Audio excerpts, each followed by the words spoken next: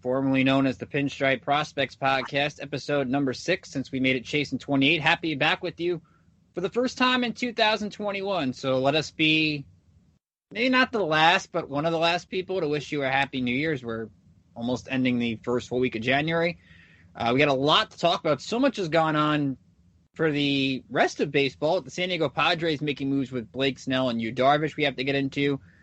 Gary Sanchez had an interesting conversation with Marly Rivera from ESPN in the last week. We have news on Masahiro Tanaka maybe deciding between the Yankees and Japan. Talk about that. Yankees making some small moves, though. We'll talk about the minor league signing of Socrates Brito, which has got to be the coolest name in the Yankees organization right now.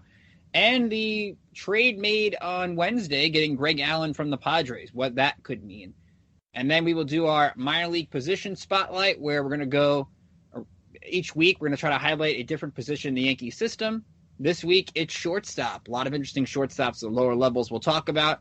There's a Yasiel Puig rumor out there. That's always fun. And, of course, our final thoughts, as always. Want to remind you can follow us on Twitter at Pinstripe Pros, against at Pinstripe Pros. Follow us on Facebook, like us on Instagram. Be sure to subscribe to the podcast on iTunes. Again, just search Pinstripe Prospects Podcast. You'll find it, but we named Chasin 28. You can also find it wherever else you get your podcast. And please let us know. What do you like? What do you don't like? Give us a 5-star rating. Want to hear from you, but just tell us what you think. You can email me as well, rickjkeeler@gmail.com. We have new information on our Dugout membership program that we will tell you about at about the middle of the show. So I'm pleased to be joined once again by my distinguished panel. First off, she runs our great social media. Alexis Farinacci is here. Alexis, how are you? Doing well. Happy to be back on tonight. Talk a little Yankees baseball and some minor league news that has popped up as well. Excited to get into that. And hopefully, hey, we might have a minor league baseball season for the first time since 2019. Yeah, that we will get into a little bit later as well. Baseball America had the news on what a minor league season will likely look like outside of AAA. So that's going to be interesting. Alexis wrote an article on it, so she'll mention that a little bit later. And, of course, James O'Connell is here. James, how you doing today? Hanging in there, man. Pretty bored of baseball, but thank God, I guess. I can't believe I'm about to say this. The Knicks have been kind of keeping me a little bit interested here with its early season type of run. So I guess the Knicks are making up for the losses here with baseball, not really doing much of anything outside of the San Diego Padres. Yeah, I'll say, the football teams are out. No thanks to the Eagles. Kevin Durant's not playing this week. Yeah, they need something in New York sports. Mets aren't making any moves yet. It's been kind of slow in New York sports lately over the last week or so. But let's get started. And honestly, I know we haven't been here since the end of December, and we didn't get a chance to talk about it. The whole Gary Sanchez interview with Marly Rivera, and props to Marly for getting the story. She's one of the better reporters out there that doesn't get talked about. She talked with Sanchez from his home in the Dominican Republic, and Gary Sanchez was basically saying that they never told him that he was going to get benched, and he talked about having a very positive conversation with Aaron Boone after everything that happened. And I know both of you looked at this interview. It didn't seem like he was making excuses, but it also didn't sound like he didn't get it. And the Yankees are showing a lot of trust in him. They're not going out and getting another big-time catcher. They're not going out there and getting another player to be with Kale Gashoka. They gave him the $5 million. But it did not really sound like, to me, that there was a lot of concern from Gary Sanchez. Or it didn't sound like that something didn't click for him as to why he got benched, or that he needed an explanation as to why he was going to get benched. It seemed like your play for the duration of the season was the reason why. James, I'll start with you first. Just some interesting conversation points from Sanchez in this interview. Yeah, pretty confused how he could be confused. I mean, I think it was pretty obvious why he was getting benched, and the writing was on the wall. Higashioka was having a great postseason. He was calling great games. There was no, at some point you got to just tip the cap and say, hey, he was playing better than me. They went with the best guy. I was struggling, but I don't know how he could be confused about that. This guy's gotten so many chances, but it was an interesting conversation, I guess. But I don't know. A lot of things about it confused me where his head was at. But I don't know. Hopefully he can get that settled with someone. He said he had a positive conversation. I know, so hopefully that's all settled. And that's one of the things I think, Alexis, the Yankees do well is they relate to their players as much as everyone gets frustrated with what they're doing sometimes, and frustrated there's not a big, like, they don't go to the media like Girardi did with Gary Sanchez, which I just started Inside the Empire, by the way. I know I'm behind most Yankee fans on that book, but I'm enjoying it so far. But Alexis, what do you think about the Yankees with their positive relationship with players? And really, that's one thing that at least can help fix the whole Sanchez divide in a sense with the fans, because at least this team is going to give them every last possibility to be better before they move on from them. Yeah, I think, Aaron Boone and the Yankees have always had an open relationship with their players, and it kind of surprises me that, Boone or Cashman, someone wasn't saying anything to Sanchez as to why he was being benched. But in the same token, if you're Gary Sanchez, you have to know that you improved your defense a little bit this season, but you were not hitting, and the Yankees needed hits. So if you're Sanchez, you kind of have to know that that's why. And he says when you have that confusion, that's when you start to make mistakes at the plate. Well, if I'm Gary Sanchez, I'm making mistakes at the plate. I need to fix those mistakes so I can stay in the game. I think that's ultimately, what came to his demise this season. And the Yankees are putting their trust back into him for 2021, not trying to go out and really replace him or trade him or anything like that. Yankees are saying, hey, we have belief in you. If you're Sanchez, you need to be having a great offseason this year and coming back ready to hit. I don't even necessarily know if they have belief in him. I think they almost just have no choice but to have belief in him. That's like they have no choice. It's either Gary Sanchez gets his what together, or Kyle Higashioka gets in there. I mean, it's at that point it's almost worth the shot because there's not really that many options out there. You're not spending on Real Muto. You weren't spending on James McCann. So I feel like it almost felt like they had no choice. Is it easier to have faith though when you're only paying a player $5 million? It's kind of like, oh yeah, compared to different sports, kind of like the NFL where you have that rookie option on a quarterback, and it's like, all right, do I have faith in him at $25 million in his fifth year? Do I have a faith in him in like $10 million? I guess in this day and age where with the pandemic losses, it's $5 million. Why not try it? Because I'm not going to go spend. Although you could have had Higashioka and you could have brought in another reasonable catcher, not a Real Muto or a McCann, but you could have brought somebody in maybe for defense or something like that, but try to get power from somewhere else. But in the end, the power tool is just too enticing from Sanchez to at least try him at $5 million. Yeah, of course. It's much easier said than done to have faith, quote unquote, faith in the guy that you really owe not much to. It's worth the shot. It's worth the shot to even regain some type of form, some type of competence. So I guess we'll see. So as you guys see, we didn't start the show with a DJ LeMahieu rumor, although John Morosi, I have to throw out our obligatory LeMahieu rumor of the week. The Dodgers, John Morosi, I think I saw this a couple weeks ago, are really interested in the LeMahieu and that they're still divided with the contract. So we'll keep you updated on that. But I want to get into Masahiro Tanaka, and I found this really interesting over the last week. Randy Miller from NJ.com originally had the story that Tanaka was looking to either play with the Yankees or go back to play for his team in Japan, the Rakuten Golden Eagles. He was there from 2007 to 2013. Tanaka puts out a tweet that he isn't limiting the teams he wants to play for. But MLB Trade Rumors had this, I think it was last week. And Tanaka went on a show in Japan, All Night Nippon, I think it was. And he said there's not a 0% chance that he can go back to play in Japan. And also the strange part of that interview was Tanaka said he hasn't gotten an offer from a major league club. Now, Alexis, I don't know if this is because Bauer's not signed and none of the big time pitchers are really off the board except the ones who've been traded. It just strikes me in this market that a guy like Tanaka, I know he didn't end last year well, but I'm very surprised that somebody hasn't just thrown him an offer just to see if he can get him away from New York, or if the Yankees aren't that aggressive to bring him back, is that making teams go, I don't really think that I should bring him back if the Yankees aren't that desperate to bring him back. Yeah, I think that's definitely a twofold situation there. I mean, he did struggle a bit this season, and we all kind of saw that. And if the Yankees aren't bringing him back, yeah, that could be a red flag or a weird remark for other teams to want to be able to go out and get him. especially if he's talking about maybe just returning to Japan. But you could have a good opportunity there too. But kind of surprising that no teams have even shot him an offer with the amount of teams that are looking for pitching this year.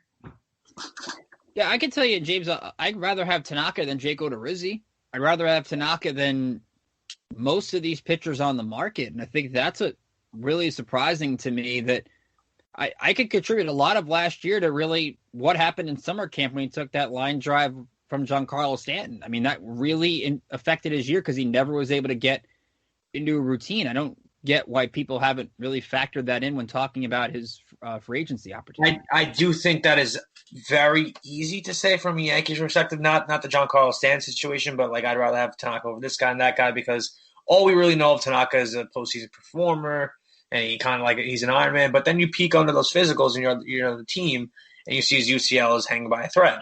So that obviously is going to drive teams away a little bit, given the fact that he's probably going to get how much money from God only knows how much money from Japan.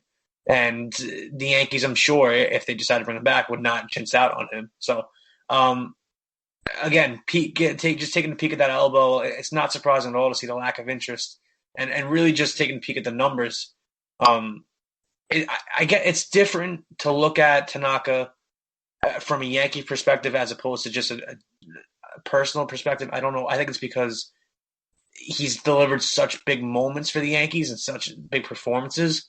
But like he hasn't for other teams, so I guess I don't know. It's a different evaluation. I don't know how to really explain it, but I could see why there's a kind of a lack of interest from other teams.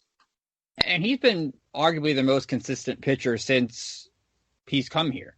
And I think whether that means the Yankees set bar for pitching is low for consistency because of outside of Garrett Cole, the Yankees haven't really had that big name starting pitcher that stayed healthy. That could be another topic, but to me, my position hasn't changed. I want the Yankees to keep Tanaka because I think they need that guy in the middle of the rotation, even if he's a low-end 2, high-end 3, just somebody that you know can give you 5-6 innings because the Yankees don't have that. They could go out there and make the bargain moves, and maybe, whether they bring in a Quintana or somebody like that. But at least with Tanaka, you kind of know what you're going to get. And you look at the thing, if you look at the MRIs and stuff like that, teams have known that for years. I mean, if he's 32 years old, he's not going to get more than like a 2-3 year deal anyway. It's not like I'm going to give him a 6-7 year deal. So that's why even then I'm like, all right, I can look at the physicals, but it's not like I'm banking my long-term future on Tanaka, giving him only like 2-3 years max probably in this market. You look at this rotation, and I don't know how you don't bring him back. That's how I see it. He's not going to cost a ton, but you have to bring him back. You have nobody else. Yeah, that's pretty much it, because you look at where the Yankees are in the trade market.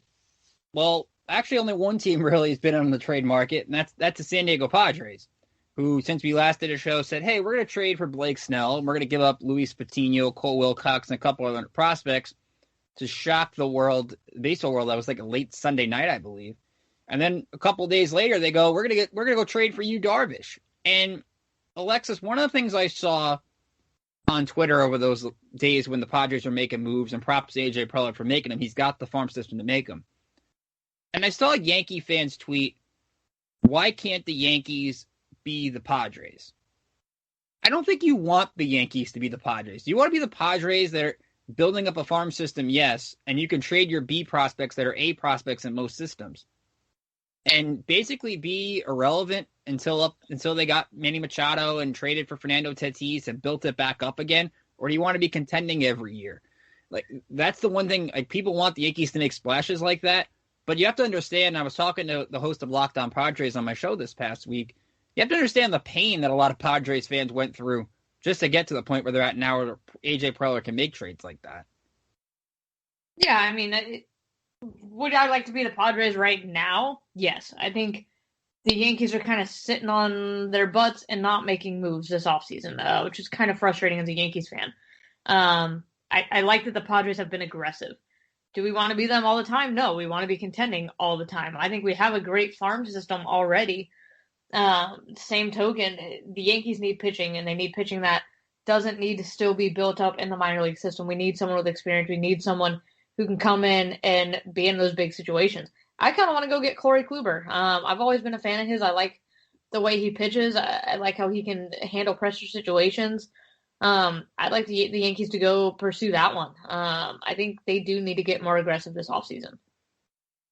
And there's a report on Corey Kluber that he's going to have his workout for teams next week in Florida. So maybe there'll be some resolution on Corey Kluber in the next couple of days. John Morosi from MLB Network and Fox Sports had that report.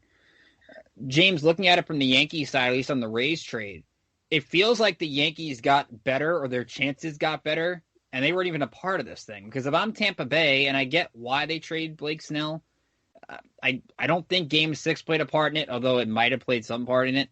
But to get rid of Blake Snell and Charlie Morton, I know the Rays can take their top prospects or take young pitchers and create great pitchers out of guys that have one or two signature pitches. But now Tampa's rotation is Tyler Glasnow and a bunch of guys that are talented but unproven. The Yankees, you could argue, got better in terms of their chances to take back the AL East, and they haven't even done anything yet. 1,000%. You lose Blake Snell and Charlie Morton, you're not really looking too hot. And I get why they trade Snell, but like that's a tough scene making it all the way to the World Series, and now you just let go of 2/3 of your rotation and of your two of your top three guys. It's tough. That's a tough pill to swallow for Tampa fans, but I mean, my God, if you're a Yankee fan, you're kind of not licking your chops, but you're like, well, you really shouldn't have to worry as much about Tampa as you did last year. And that's just a fact. But I don't really think Tampa is now the team to be concerned with in terms of the AL East. It's 100% Toronto. It looks like they're ready. They're pretty much ready. They're active in free agency. So that's who they're probably worried about in the East. And I kind of want to touch on the whole Padres thing. Of course, you don't want to be the Padres as a whole, meaning like you don't want to be bad for that long, build a farm system, and then just be good and then be bad again. You don't want that, obviously. You want sustained success. But the way the Padres did that, they just said, you know what, screw it, we're going for it. I haven't seen the Yankee team do that ever in my lifetime.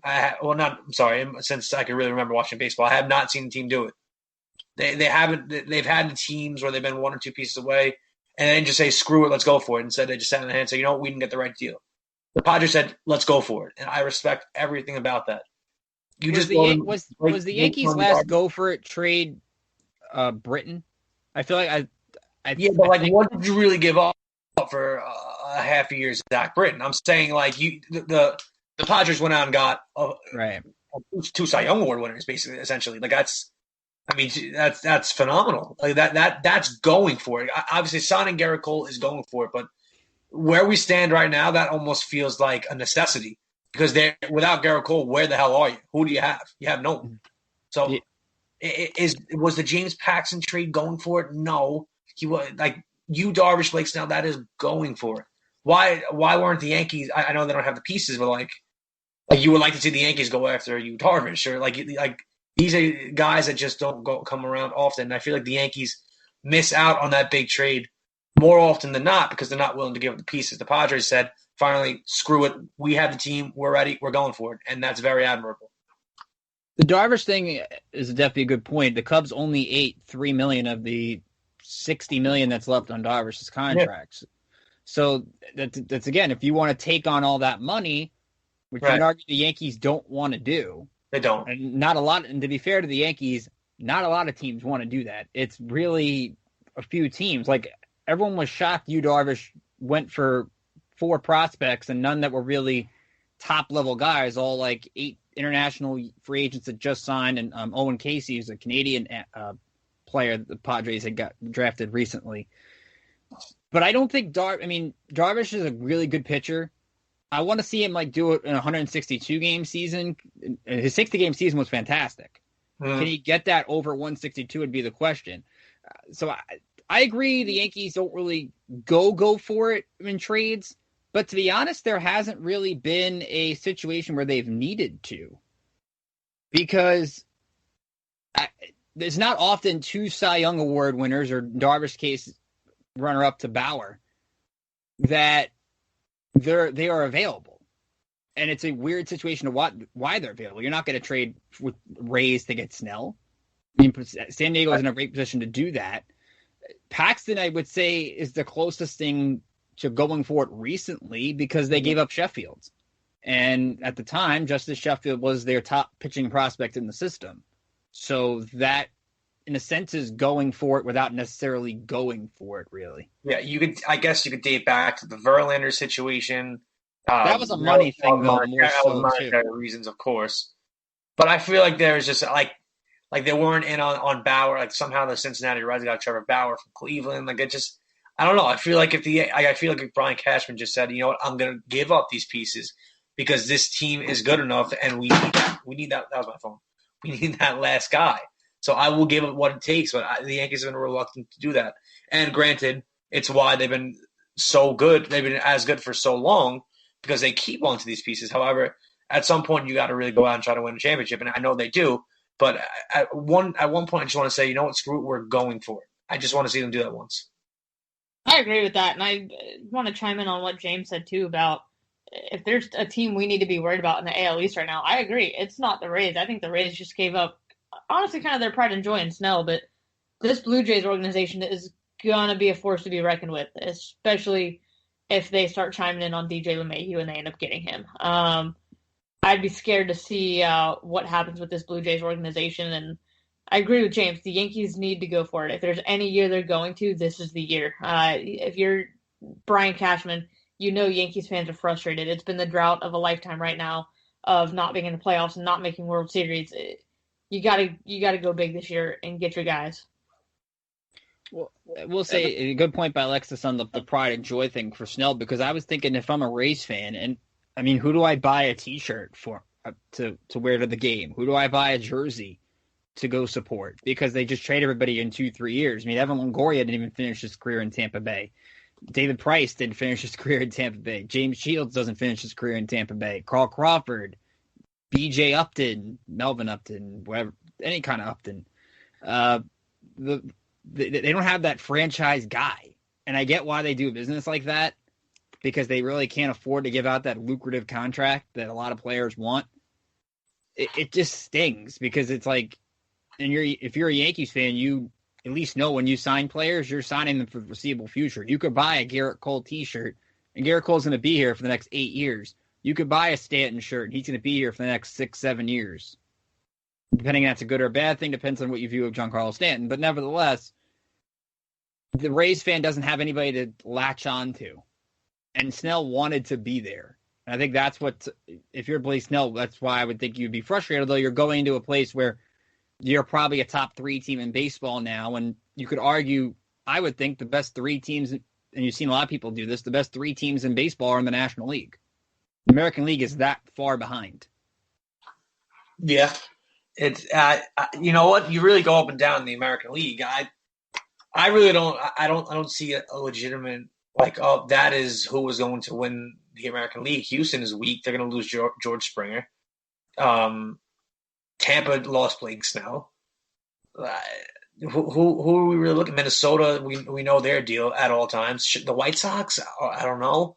White Sox have been the team in the AL that's actually done something so far. But yeah, I don't. You know what? I don't know.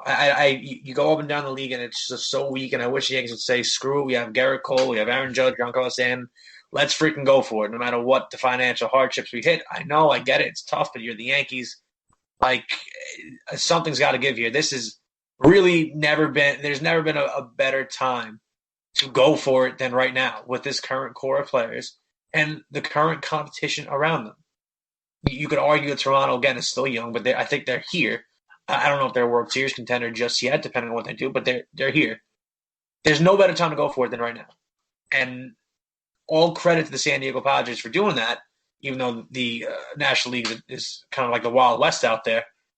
But we'll see. I don't see the Yankees going for it, because that hasn't been the attitude I've received from Brian Cashman. Just listen to him talk.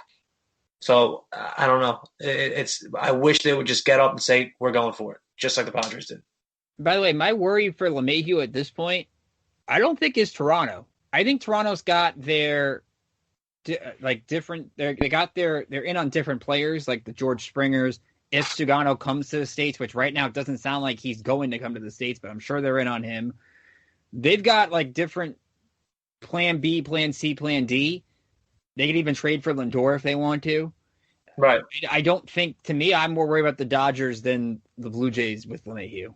Because they have the money to outspend you, and if he wants that 5th year, LA would probably give it to him if they don't want to pay Justin Turner until he's 40, because I saw he wanted a 4-year deal, and I was like, no one's going to pay you until you're 40 years old. No. Remains to be seen. Very quickly, let's talk about some of the quiet moves the Yankees made before we get into the minor league portion of our show. Greg Allen, I found an interesting trade. Yankees on Wednesday acquired Padres outfielder Greg Allen. Allen was DFA'd by the Padres earlier this month when they signed Hae-Sung Kim from Korea. Yankees gave up a left-handed pitcher in James Reeves, who I covered when he started his career in Staten Island, a 10th-round pick back in 2015, was one of their better left-handed relievers in the system. In 2019 in High A Tampa and Double A Trenton, he was 7-2 with a 1.87 ERA, held opponents to a 177 batting average, 83 strikeouts, and 67 and a third. The Yankees don't have a lot of left-handed talent in terms of relief pitchers. Now, they have a couple good left-handed pitchers in their system for sure. One that comes to mind for me is Josh Masahiro, who I've covered. That he's a good off-speed kind of pitcher. I like his game, but the Yankees don't have a lot of depth at left-handed pitching. That's something to keep an eye on. But James, what do you make of this Greg Allen move? He's a guy who's got speed. He showed it a couple years ago with over 20 stolen bases with the Indians. He was traded to the Padres in that, I think it was the Mike Clevenger deal last year. And he's not an old player. So this is more Brian Cashman taking a chance on a guy who's going to be 28 in March and a former 6th-round pick by Cleveland. It feels like the Mike Tauchman trade all over again. I was just about to say it. This feels like one of those typical Brian Cashman moves all over again. So I'm not expecting much of Greg Allen, if anything at all. But I could just see him very well being, where the hell did Greg Allen come from? How did Greg Allen become all of a sudden? Because everything Brian Cashman touches turns to gold. One of those deals. I could see it. I remember when he was in Cleveland. I always liked the swing. I don't really know what merit that holds. Probably nothing, but I wouldn't be surprised if this guy was a key contributor. Cashman sees something. He's good with that stuff. And the one thing I found interesting, Alexis, about this is because Allen was DFA'd, Allen goes on the 40-man roster for the Yankees right away. So their 40-man roster is full at this point. Now they can make moves. But what does that mean for Tauchman? What does that mean for Gardner? Because if they think Greg Allen's a backup outfielder, I know the Yankees have great depth with injuries if they have outfielders, but there's only so many outfielders they could keep on the roster. Yeah, I don't know. I don't know. But again, I guess there's kind of a logjam. I'm still interested in what they're going to do with left field in general. But there's kind of a logjam, I guess, with the Tauchmans, and now you have Greg Allen, and I don't know. So I guess we'll just see. Yeah, sorry, my mic was muted. But I agree with James. I don't know what you do. I mean, does this maybe come down to spring training? Is there going to be a position battle in spring training? I mean, we saw Gardner struggle last year. Position battle during spring training is, I think, what we have on our hands right now with the Yankees acquiring Greg Allen. I think Gardner and Tauchman both need to prove that they can perform to win the spot. Looking at Allen from a defensive perspective, the bulk of his games played, some of them in left field and some have been center field, 121 games in center. Maybe he's insurance for Aaron Hicks. I mean, right now, remember Hicks said on the Yankee Hot Stove show a few weeks ago that he's still trying to figure out what's going on with the shoulder injury he had. That plays a factor, I think, too, maybe in that trade. Yeah, that's good to hear. Love to hear that. The other interesting Yankees move for the outfield, and one thing they're doing at least is improving their outfield depth in the AAA or the bench level. They're bringing in Socrates Brito, who, if his name is familiar to you, he used to play for the Arizona Diamondbacks. Had a rough season last year, Alexis, but he also was dealing with a lot of difficult situations, especially with something happened with his family and with the whole COVID situation with him. what do you make of the Yankees bringing him in? This is a guy that had a lot of promise a couple of years ago, I think, with Arizona. Yeah, I mean, just continuing to add to the depth, like you said, and I gotta say, I do love Socrates Burrito. Gotta love that name. But yeah, I think that's an exciting grab that the Yankees got, and they definitely are adding to their depth, and this is a guy that could be interesting to follow. Which I think is very important, at least if you're going to bring in these players. That one of the things Brian Cashman does best is he brings in guys that are not quite 30, that have some talent. They've shown at the big league level to a degree, and they give them an opportunity. And that's at least one of those things in camp that is going to be interesting. To right now, we know Tanaka doesn't have major league offers. I can probably guarantee, I'm not going to guarantee, maybe I shouldn't guarantee because I don't have any sources on it, that Brett Gardner doesn't have a major league offer right now. Because like if he had one, he'd be back here. Yeah, he'll be back. Of all people, Brett Gardner will be back. So then if Gardner's back, then you have even more of a logjam. To me, that it could bring up the opening for maybe a Mike Tauchman trade at some point. Yeah, but the back to the Socrates thing, this is kind of another, I guess, career minor leaguer with success, that kind of like a Luke Voigt, that you're just taking a flyer on, seeing if that could translate at some point. His numbers in the minors were fantastic. So I guess kind of it's one of those flyer situations where let's see if we can make something of this career minor leaguer who had a ton of success. So, yeah. And it was his brother passed away from COVID this past season, so wanted to clarify that. So definitely had to be a tough season for Socrates. We'll see what he does this year. But again, a really cool, interesting name the Yankees bringing in to spring training this year. Want to remind you that you could sign up for a Dugout membership program for either $5.50 a month or $40 a year. With that Dugout membership program, you get exclusive minor league content with scouting reports, player interviews, features. We have a couple good interviews coming up. I did over the last couple weeks that are going to be up soon. I did an interview with Yankees relief pitcher Braden Bristow, and one of their hitting coaches. Was supposed to be the hitting coach in Charleston. Obviously, there was no season this past year. It didn't happen. But Casey Dykes joined me for an interview, and we talked about his philosophies as a hitting coach. And we didn't dive into specific players, although he did coach Matt Pita and Elijah Dunham when he was a coach in college at VMI and at Indiana, respectively. So that was some really good interviews that you're going to want to take a look at. But also that's what you get with our Dugout membership program. We have great opportunities over this year where that membership program is going to be key. And if you want to give us a shot and you want to get your first 7 days free, use the promo code Chasin28pod. It's CHASIN 28pod. We changed it recently, so it's 7 days free, but you still get to try us out before you go through with the subscription. So I think it's definitely a good deal if you want to take part in that. So sign up today. So, Alexis, I want to go to you for this because you wrote the article up for us over at pinstripeprospects.com. Minor League Baseball apparently on their way to making a decision where outside of AAA, the AA and high A levels are not going to be starting on time, according to Baseball America. Why don't you tell us about it? Yeah, I think this is something that we've seen coming. I don't think this is anything that any minor league baseball fans are surprised about right now.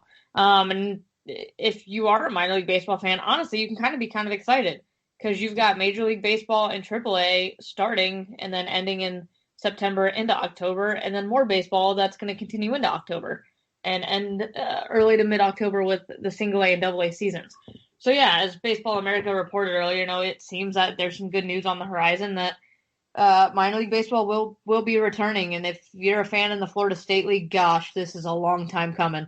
We have not played since Hurricane Dorian decided they wanted to come interrupt the 2019 season and shut us down early and no playoffs. So this is something I'm excited about, and I was happy to write about it on pinstripeprospects.com. But yeah, this would basically put that Major League Baseball and our AAA affiliates would report as usual in February into March. They would go through their spring training, and then when they depart, single A and double A teams would come in. So if you're the Yankees, looks like the Yankees and Rail Riders coming in early.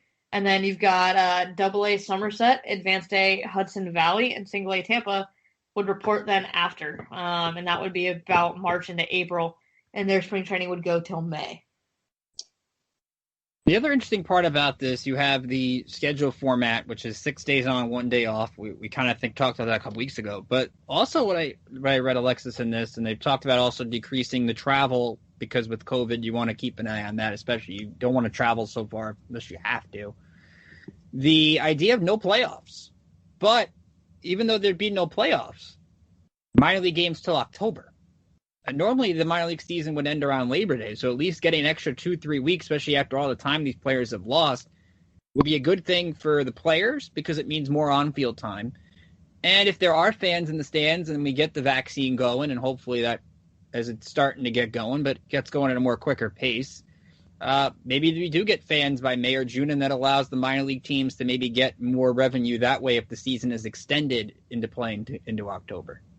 Yeah, and I think, it's kind of a bittersweet thing. I will say I was a little disappointed when I read that there wouldn't be playoffs, especially, my time with Fort Myers Miracle, we would have been in the playoffs and make that chase and potentially get a ring.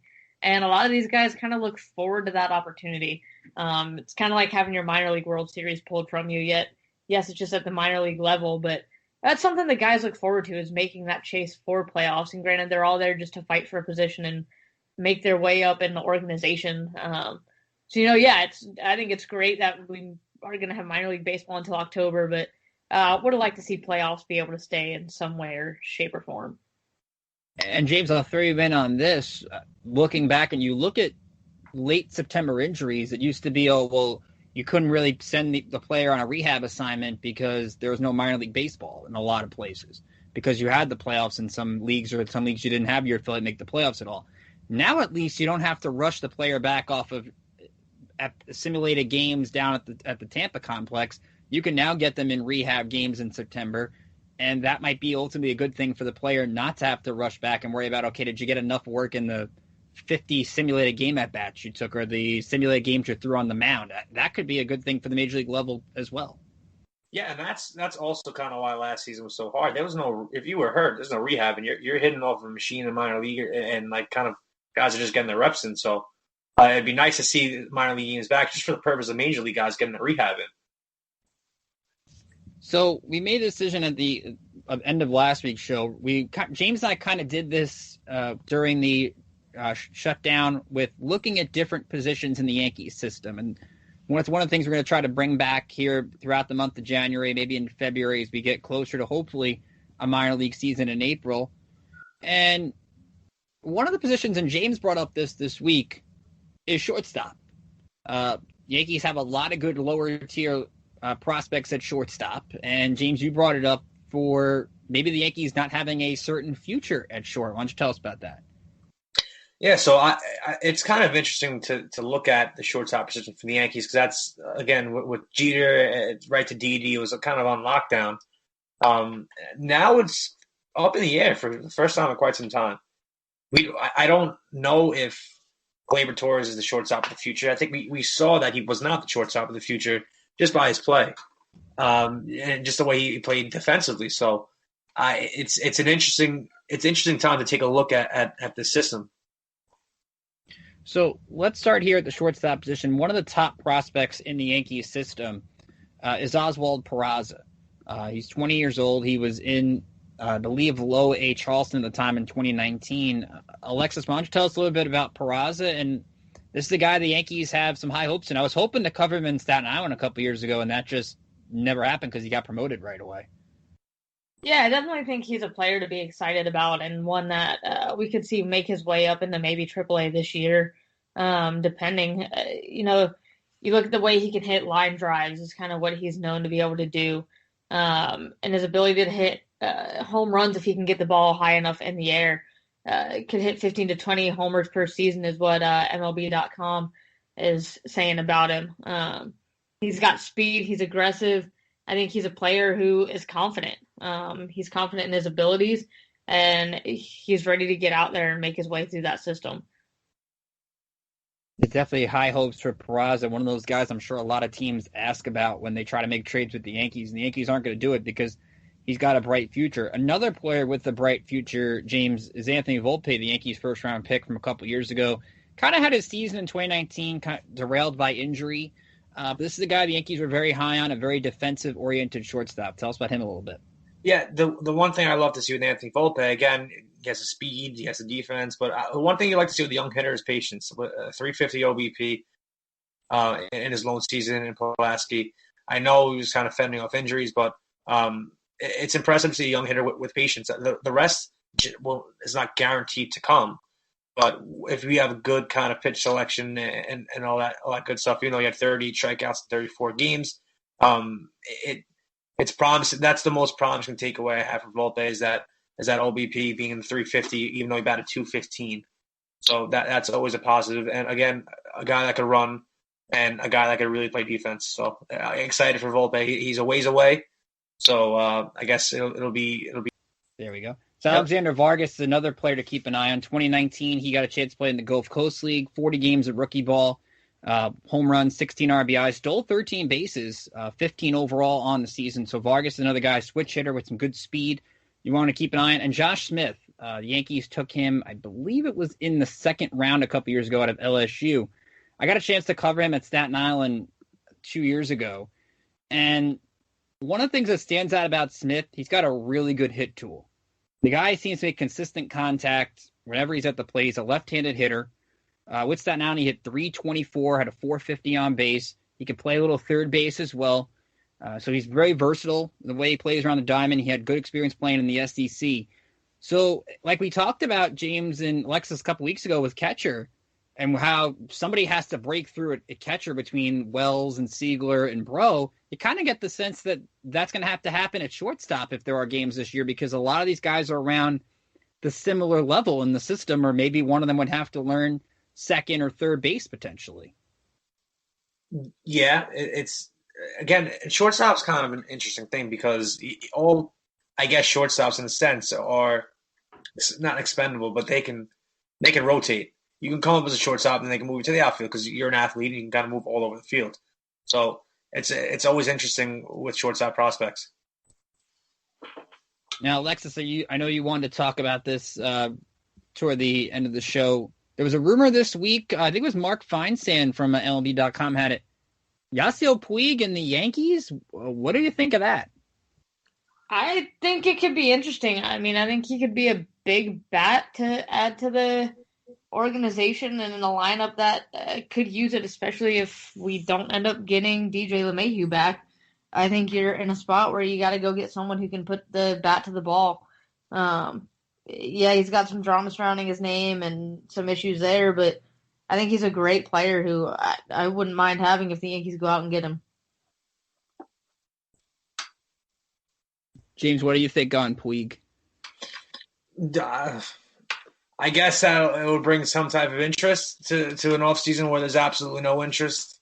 It would bring some type, not excitement, because I'm not really all that excited about this Yankee team. This is the least excited I've been going into a season since 2016.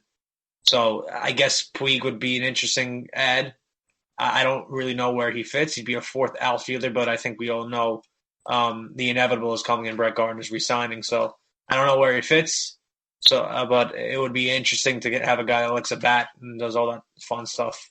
He doesn't really seem like a guy Yankees would go for. So I don't know. But I don't really anticipate him being in pinstripes. Yeah, this was, of course, reported before the Greg Allen trade. I think the Greg Allen trade kind of affects that because, like we talked about earlier, they're just such a logjam in outfield right now. I don't really know if there's a spot for Puig, who didn't play last year, had offers from different teams, had to deal with the Braves, and then there was the whole COVID situation, so he didn't play.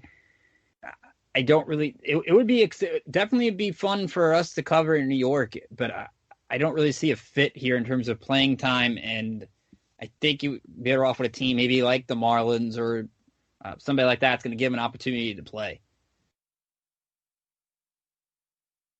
So let's wrap it up this week with our final thoughts. First one of the new year. It could be about, well, anything we want. And there's a lot going on in the world of sports with the NFL, college football, etc. So interested to see where we turn to this week.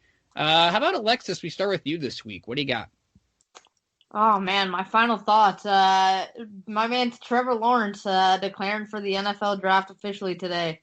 All I got to say is Jaguars, let's go get him. Go get your guy. So you did not watch the playoff and come away discouraged or encouraged more by Justin Fields, I should say. I mean, I like Fields, but I'm on that Trevor Lawrence bandwagon right now. I think he's a player who I've always enjoyed following. You know, not only is he a great player, but he's super humble guy, just a great all around person as well. I wouldn't be mad with Fields either. But right now I'm on that Trevor Lawrence bandwagon. James, what about you? The New York freaking Knicks, man. Start out they're 4-3, and it looked like they're well on their way to their 5th victory against the Utah Jazz, the 5th in 6 games. By the way, they ruined my streak for the cash because I had on ESPN I had won 4 in a row, and I thought Utah would win on a back-to-back. I've been watching Austin Rivers absolutely go bonkers the entire podcast. I really in my lifetime as a Knicks fan, I've never seen since Carmelo Anthony's 60-point game someone go that bonkers in that stretch. I'm sure you'll see the highlights when you're done. But my God, a 5-3 basketball team. I think they're a top 4 or 5 team in the Eastern Conference right now. I know it's very early, but like, my Lord, some of the teams they beat, Utah, Milwaukee, Indiana, they're beating all playoff teams. This is absurd what's going on. I've never been more excited. I'm sorry.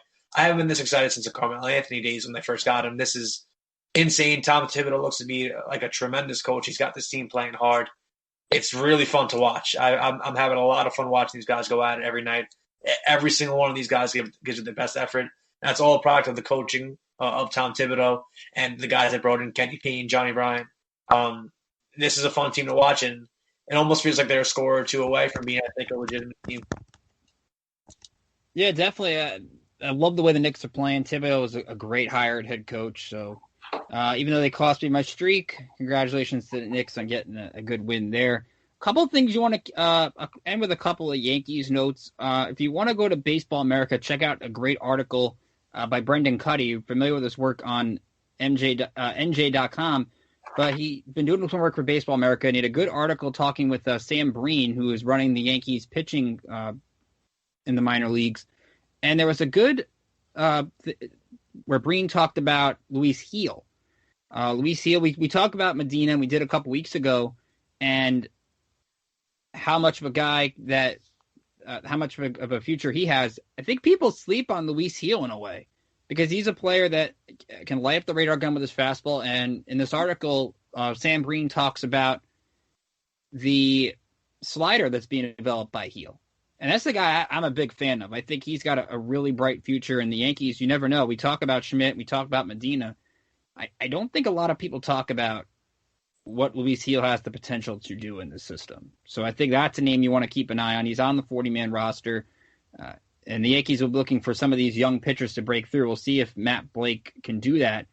And I think there was another article. I'm trying to pull it up. I think I saw, by the way, also Baseball America's got their mock drafts out now as we get ready for July. But the Yankees I think it was like ranking the team's LB drafts over the last 10 years. And the Yankees, I think, were toward the bottom. I think it was like 28th or something like that. And it's true. The Yankees, I don't think, have done a great job in the draft in recent years. They haven't had as many impact players. I think the last impact player that the Yankees have had was Judge. And he was one of 3 first-rounders that year. Now, they did use Eric Jagielo to get Aroldis Chapman. They did use Ian Clark in that Todd Frazier, David Robertson trade that worked out for the Yankees. But they haven't had that guy that, like, besides Judge, was the cornerstone. We kind of got that this week with Phil Hughes announcing his retirement, because you think back, the Yankees were developed Phil Hughes into a pitcher that eventually helped them be a part of winning a championship. And it comes, yes, from picking at the bottom of the draft, but we've talked about it on past shows. The Dodgers have picked around where the Yankees have, and it's worked out for them. And we have a long way to go till July. But if the Yankees stay at the 20th pick, and who knows with all the luxury tax and things like that, but right now they're at the 20th pick, they need to hit a home run with this pick. The last time they picked this high was Clark Schmidt. And for the most part, it's a Schmidt who's got his major league debut last year, has a bright future. The Yankees don't usually get to pick in the top 20 in the draft. You've got to make that click, and it's not easy doing the LMB draft, but it's a very pivotal pick, I think, for the Yankees and trying to keep this development stream going forward. So something to keep an eye on as we get to July. I think they're Baseball America's first pick. I think you'll like it. It's under paywall, so keep that in mind. a good pitcher in the SEC, I think, so far, and we'll be tracking those throughout the month. So keep an eye on that. A little early draft coverage as we bring you the best Yankees draft coverage on PinstripeProspects.com. We also have good Winter League coverage. Matt Terrell has been giving that for us with our Winter League updates there in the playoffs there. He wrote about how Miguel Andujar is doing down there as well, so keep an eye on that over at the website. I want to remind you can follow us on Twitter at Pinstripe Pros, like us on Facebook, follow us on Instagram. Be sure to subscribe to the podcast on iTunes or wherever else you get your podcast. Just search Pinstripe Prospects Podcast. You'll find it. Give us a rating. Tell us what you like, what you don't like. Give us 5 stars, we hope. But you can also email me, rickjq@gmail.com. Tell me what you want to see in 2021. Happy to hear from you as always. Alexis, how can they follow you on Twitter? You can follow me at Alexis Farinacci. And James, how can they follow you on Twitter? You can follow me at O'ConnellNY. And you can follow me on Twitter at Rickinator555. Check out my show, Kicking with Keeler, on Full Press Radio every week. We have the assistant sports editor from the Ohio State student newspaper on this week to preview Monday's, or right now Monday's, national championship between Alabama and Ohio State. And we have Ian Glendon, who runs full press coverage. We're going to preview Wild Card Weekend in the NFL. And right now on Barrett Sports Media, you can check out the article I wrote up on Sarah Spain's bonus podcast with Ramona Shelburne. They talked about a great 30 for 30 documentary. It's a podcast about the events of March 11, 2020. It's not one that's going to make you think back and what the new normal is like, but it just goes back in time, like what exactly was going on March 11th with the whole Jazz Thunder situation, all the news in the world. And it's about an hour long. Dr. Fauci's on it. Scott Van Pelt's on it. Doris Burke's on it. I guarantee if you sit back and watch for an hour. But I think you'll enjoy it. So from all of us here at Pinstripe Prospects, I'm Ricky Keeler again saying a happy new year. Stay safe, wear a mask, and we'll talk to you next week. Later. Happy New Year.